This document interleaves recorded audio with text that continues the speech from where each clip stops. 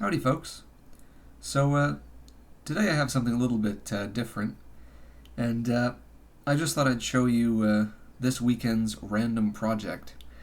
And this is a single tube Nixie clock. Now, this is not a kit. This is 100% my design. There is no schematic. I just sort of came up with it in my head. So I can't link to a copy of the schematic because there isn't one. However, the firmware and the code, if people want it, maybe I'll put it up on my GitHub or something.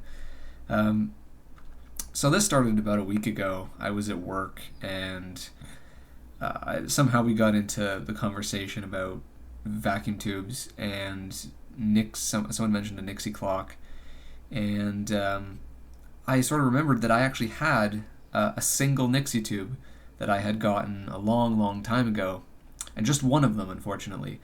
This is a Philips tube. It just says Philips made in Holland on the back. The part number has rubbed mostly off, so I don't actually know what type of tube this is. It's just a 9 or a 10-digit 0 through 9 front-facing tube in a miniature enclosure. And it's supposed to be a socketed tube, but I'll get to that in a moment. So I wanted to do something with it. So I basically went through my scrap parts bin, and I came up with pretty much all the parts that I needed to build this. And so I did. I just designed it myself, wrote up the code, and here it is in its mostly finished state.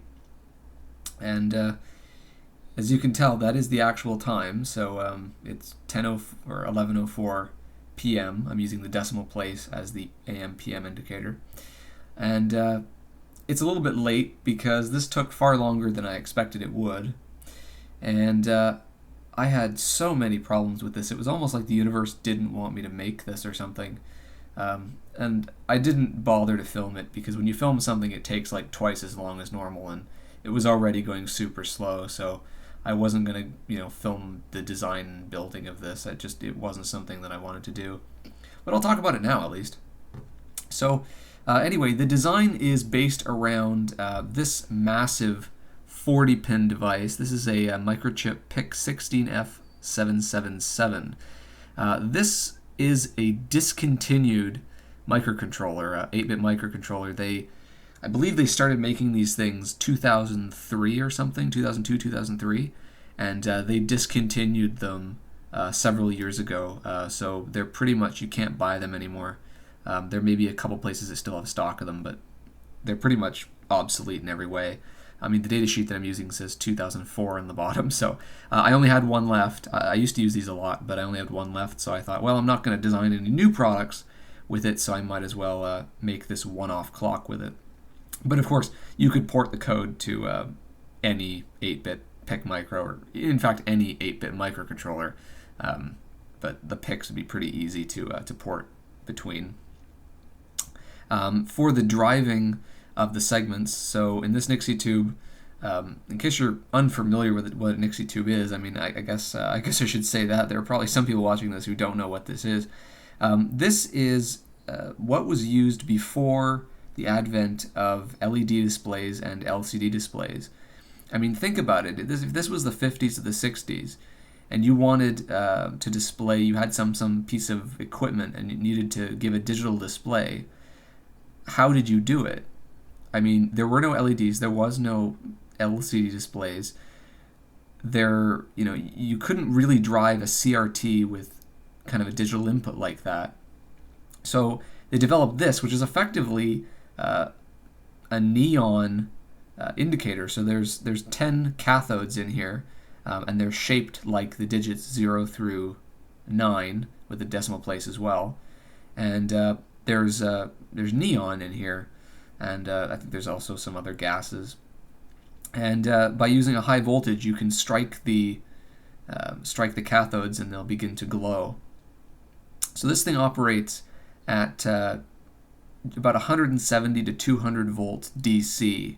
So this module at the back on the green PCB, that's the only sort of, I guess, off-the-shelf component in this, and that is a 9 volt to 200 volt boost converter, which I'm using as the power supply, and I happen to already own that. That's what I used for my previous video on the Magic Eye tube that I did.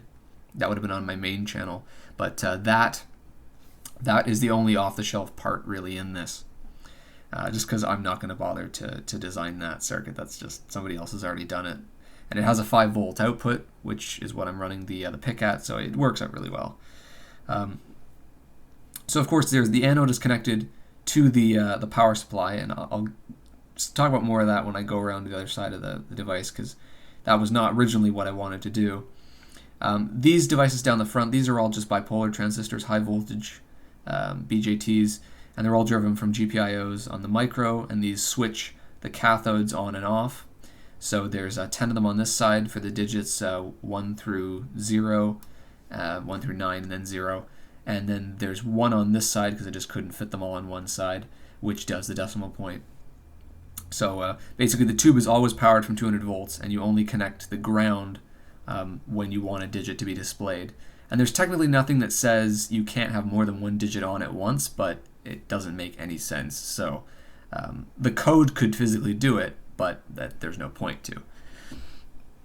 So moving around here, we've got on the back just a 32.768 kilohertz watch crystal with some oscillator capacitors, and that generates the time reference for the clock, and it actually is pretty accurate. So I mean, it's nothing special. It's a 20 ppm crystal, but I mean, it works. We've got 2 push buttons. These are, of course, used for setting the clock. The way that you set the clock is, I wanted to do it by digit rather than by number, because you would only have to then press the set button, the sum of the digits rather than the value of the digits. So let's say it was, let's say it was 11:31. Well, if I wanted to set the 31 on a clock, normally you'd have to press the button 31 times, whereas in this case you press it 3 for the hours and then 1 for the minutes. So it's much faster to set. So that was one of the things I designed in. So you just have an increment button and a set button, and the increment button, when you're not setting the clock, is basically just a blank. So you can turn off the tube so that it's not distracting, or to increase the life of the tube, because of course these things don't generally last very long, somewhere between 1,000 hours to, some say, up to 200,000 hours, but I don't really know what this tube's rated for. I couldn't find a data sheet for it, but I mean, they don't make these anymore. They stopped making these in the 70s and 80s, so their price has pretty much tripled in the last 10 years, so you kind of want to make it last long. So that's what that's for. And then there's over here, right next to the power supply, there is actually a photoresistor. And the purpose of the photoresistor was so that I could use it as an ambient light sensor. So there's a voltage divider which divides the photoresistor with a fixed value, and it goes into an analog input. There's a 10-bit ADC in here. And it then senses the value, and it can compute how much light is in the room. And the idea originally was to use one of the PWM outputs on the micro to generate a 10-bit PWM output. And I could then integrate that to create a smooth DC value, and then use that on the high side to change the anode voltage from between 170 and 200 volts. So that would change the brightness of the tube. So of course, when it's dark, you want the tube dim, which of course is much nicer and it saves the tube. And of course, when it's really bright, you want to be able to see it, so it increases the brightness. And this makes perfect sense. And the code in there is currently doing that. If I got my oscilloscope out and I probed the PWM pin, you'd see a PWM signal that would change as I moved, as I changed the light. But I wasn't able to actually get that working with the tube because the parts that I have on hand are not really capable of doing that. I was originally going to use an opto-isolator just for safety reasons, and I eventually found out that all of the optos that I have in stock would be cremated by the 200 volts. So I then tried to use an NPN to drive a PNP and do some high side switching, and due to the output current limit of this power supply, the circuit design that I had in mind didn't work. and I actually let the magic smoke out of something. I'm not entirely sure what. Everything works fine, but it may have been the power supply. I'm not quite sure. So at this point, that transistor that you see down there, that transistor, and there's a resistor and a cap there and there for the RC filter that comes out of the PWM, but they don't work at the moment. They're not connected. I've just connected the output of the power supply directly into the tube, and there's a little trimmer pot, that blue pot right there, and that allows you to set the voltage. So I basically just set it so that it's 1.5 milliamps through the tube, which is the sort of the minimum recommended by most data sheets. So I'm going to assume that this thing is somewhere around there. But yeah, that was one of the things that really sucked, was the whole PWM. I wrote it and I really wanted it to work. Something that makes this thing different from all the other clocks out there. But one of these days I'll revisit it and I'll add it back. But just not now. I've dealt with this thing enough today. The biggest and most annoying thing was I bought this board a hell of a long time ago. This is a SparkFun board. I bought it from DigiKey, but Spark is a SparkFun part. And so I grab it, and it looks like pad per hole. So I shine a really super powerful flashlight, like we're talking, the TrueNight TN12, super bright light through it, and I don't see any traces on the board at all. So I was thinking, okay, it's definitely pad per hole.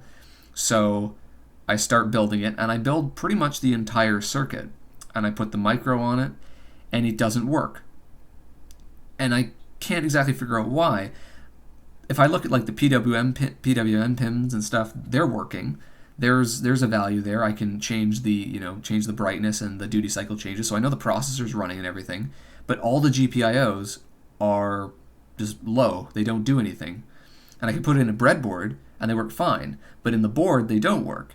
And I was really scratching my head with this for a while, and eventually I found out that it's not actually pad per hole. It's actually strip board. It's laid out like a breadboard. There's power rails, and then there's the inner columns. And this is really odd. I've never seen this before. But due to the way that this board is, if you shine a really bright light through it from this side down, which is the way I did it, you can't see any traces. None whatsoever. Not a hint of it. But if you shine the light the other way, you can see the traces. It's very odd. It's because the traces are closer to this side of the board than the other one, and the light must diffuse around them because the light that I'm using is just so bright. And then I had to go through with all the components on the side of the board with a knife and try and cut through them. And of course, there's 200 volts on a lot of these tracks, so I had to make deep gouges into the thing, which is, oh my god, that took way too long. And that's also the biggest problem with this tube here. The tube is not supposed to be soldered. It's a socketed tube that's got very small, short pins on the bottom. It's designed to be socketed, and of course I don't have a socket for this. It uses a very strange T-shaped socket, but it fits within the 2.5 mil spacing on this board. So I just put it in there, and assuming it was pad per hole, I just soldered it really carefully. To avoid heating it up and cracking it, because that's the big problem with these. You're not supposed to really solder these because they'll crack. So I got it all in there, it was so joyous, nothing broke. And then once I figured out that it's not pad per hole, that would basically mean that all of the pins on the bottom of that tube are shorted together. And so I actually did a continuity test, and they're not.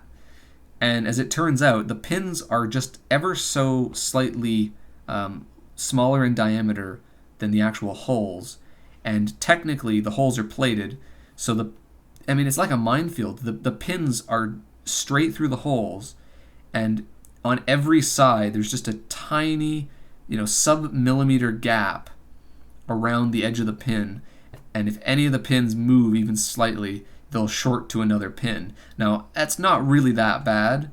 It just means that more than one digit's gonna turn on.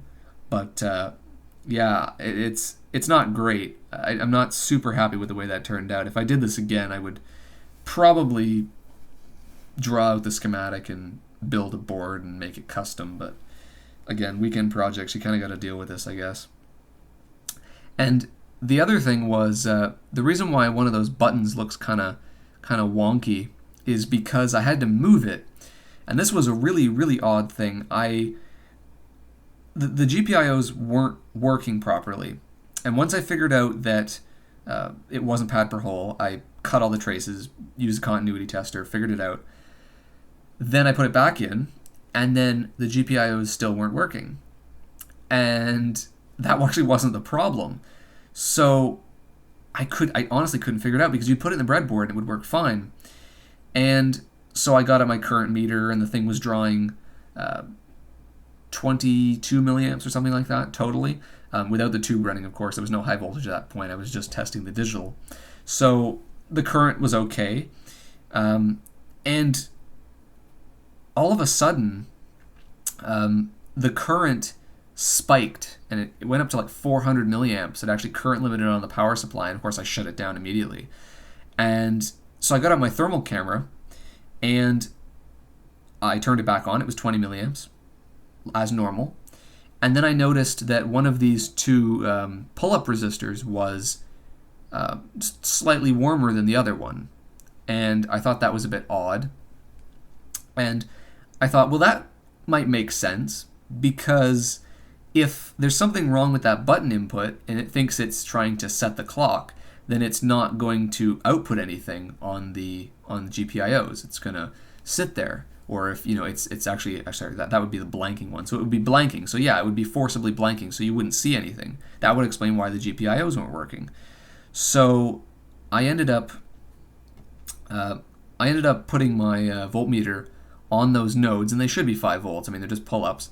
This one was like 0.3 volts though, which was really odd, because I measured the resistors, and the resistors were both, I think they're like 240 ohm. They're quite low actually. And they were fine. The buttons were both open. So that pin was just wrong. And so I went through the code to see, did I set them as inputs properly? Did I tri-state them correctly?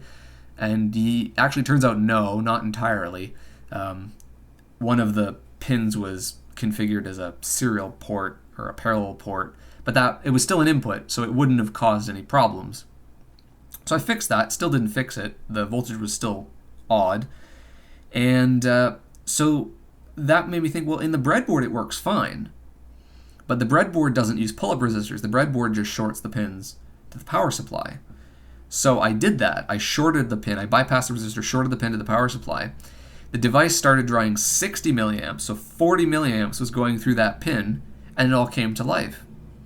So what I eventually found out is that input, the input on that pin, which in this case is RE2, for those playing along at home, is completely fucked. That whole pin is completely fucked.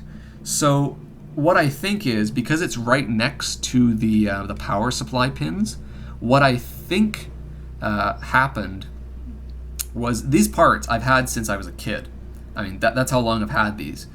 I think I probably at one point, because I never used to use in-circuit serial programming, I used to actually have a ZIF socket programmer. So I'd have to take the thing out of the breadboard, put it into the programmer, and then put it back.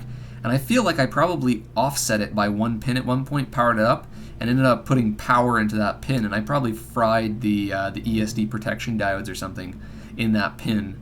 So I had to move the switch last minute to a different pin, which is not fucked, and it works. Sorry about the noise. There's people clearing snow out front. They just arrived. But anyway, so that's this. It's kind of dangerous. I mean, there's just some electrical tape that separates the power supply board from the other board, and it's kind of suspended. Under there. But I like it. I think I'll probably just put it on my desk at work or something, and something like that. I'll definitely come back to this when I can get the PWM working. But until then, it's kind of nasty with the whole, breadboard, but or not breadboard, Veriboard or whatever the hell you actually want to call this.